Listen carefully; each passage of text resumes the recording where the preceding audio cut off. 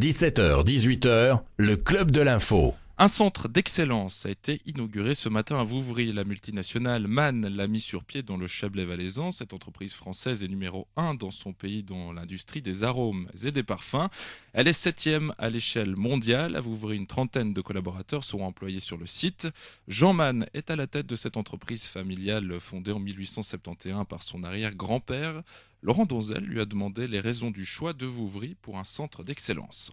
Pour des raisons à la fois historiques et de proximité de nos clients. Nous avons voulu établir ce centre d'excellence à Vouvry à partir d'une usine existante et pour être beaucoup plus près de certains grands groupes agroalimentaires suisses. Expliquez-nous un peu ce que vous faites, composition de parfums, mais aussi dans le domaine alimentaire. Oui, nous avons deux métiers de base. L'un, c'est la création de compositions de parfumerie et l'autre, la création d'arômes alimentaires.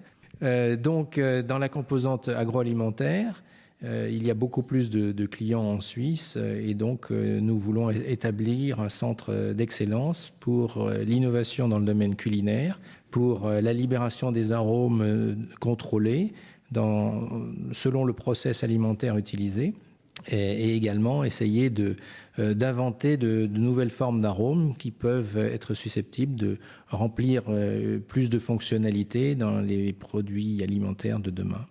Concrètement, ces produits alimentaires, ça couvre quelle palette pour le consommateur ? Énormément de choses qui nous nourrissent au quotidien. Vous avez des arômes un petit peu partout, sauf peut-être dans l'alimentation qui est préparée par votre mère ou votre grand-mère à la maison et qui vous attend en fumant dans le coin d'une assiette.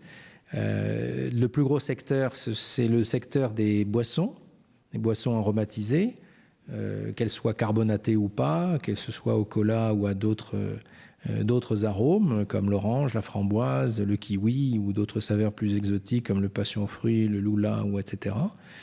Et puis, vous avez aussi des boissons alcooliques qui sont aromatisées. Il y a même des fabricants très connus dans un coin du Valais, pas très loin d'ici.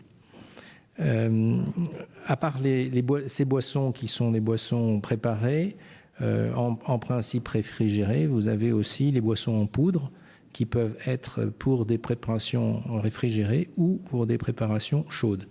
Et notamment, dans certains pays, vous avez une explosion à l'heure actuelle des boissons au café, 2 en 1, 3 en 1, avec des aromatisations qui ne sont pas exclusivement café et qui constituent un vecteur de socialisation des jeunes générations ou transgénérationnelles dans des pays comme l'Indonésie, par exemple. Après, vous avez tout le secteur de la confiserie, que serait un sucre cuit s'il n'y avait pas un arôme et une couleur, que serait un chewing-gum sans arôme. Le secteur de la biscuiterie, l'alimentation de base dans certains pays en voie de développement. Vous avez également les glaces, tous les produits laitiers, bien sûr, les produits santé, mais pas forcément, les yaourts aromatisés, yaourts avec des préparations de fruits, les crèmes dessert, et puis les compositions un petit peu plus sophistiquées, comme certains tiramisu, tartes meringuées au citron, etc. Et puis vous avez d'autres secteurs un petit peu plus spécialisés comme les arômes pour l'industrie pharmaceutique parce que en général le principe pharmaceutique est amer et nous sommes obligés de corriger l'amertume en masquant cette amertume et en faisant comme le disait Mary Poppins, en émettant ce petit morceau de sucre qui aide la médecine à passer. Ici, ce centre de recherche, c'est quoi ? On va inventer des produits, on va créer. On va surtout créer une expertise au niveau de l'évaluation sensorielle, c'est-à-dire une évaluation par des panels, qu'ils soient experts ou non experts. On va mettre l'arôme en situation, c'est-à-dire le mettre dans un plat cuisiné, dans une préparation instantanée que l'on va reconstituer, ou bien lui faire subir toute une sorte de procédés selon les technologies qui sont à l'étude chez nos clients, comme des procédés d'extrusion, comme des procédés thermiques ou au contraire des procédés micro-ondes ou de stérilisation un petit peu différentes de ceux que l'on a trouvés jusqu'à présent en apertisation et en UHT. Vous êtes le numéro 7 mondial dans ce domaine-là. Vous êtes présent dans 32 pays, 42 centres de recherche et développement, 25 usines de production. Combien de chiffre d'affaires votre groupe dégage par année ?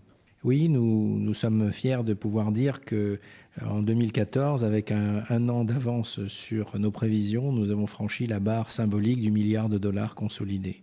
Je vois que vous avez la Légion d'honneur aussi. Oui, d'abord, je suis chevalier de l'Ordre national du mérite. Et puis, en 2008, j'ai reçu l'insigne de chevalier dans l'Ordre national de la Légion d'honneur. Alors l'histoire à la base, c'était du parfum extrait des fleurs. Au XIXe siècle, en 1871, lorsque Victor Mann fonde sa petite distillerie, il vient du monde paysan, c'est-à-dire qu'il a un certain nombre d'hectares de champs dans la vallée du Loup sur lesquels poussent des bigaradiers. Ce sont des orangers amers qui sont cultivés pour les essences que l'on dérive de la fleur, de la feuille, des branchages et également des arômes que l'on peut obtenir par macération dans du vin à partir des écorces, des oranges vertes. Et je dirais, dans les écoles de commerce modernes, on dirait qu'il a capturé 2 étages de valeur ajoutée parce qu'au lieu de vendre ses fleurs aux courtiers en fleurs qui ensuite les amenaient à Grasse et les vendaient au plus offrant à des industriels établis qui allaient ensuite en effectuer la distillation, eh bien il s'est dit, moi je vais déjà faire l'assurance qualité de la ferme à l'extrait et je vais extraire mes propres fleurs. Voilà un petit peu comment il a démarré en capturant 2 étages de valeur ajoutée. Après, nous sommes diversifiés. Il y avait 2 produits au départ, donc les produits de l'oranger et les produits de l'olivier, qui étaient complémentaires dans leur cycle de végétation et qui étaient également complémentaires à la fabrication des savons. Et nous avons cultivé d'autres fleurs et étendu notre expertise à d'autres produits de plus en plus exotiques et créé d'autres centres d'extraction un petit peu partout dans le monde ou accepté de raffiner un certain nombre de produits qui sont extraits sur place parce que les fleurs ne voyagent pas.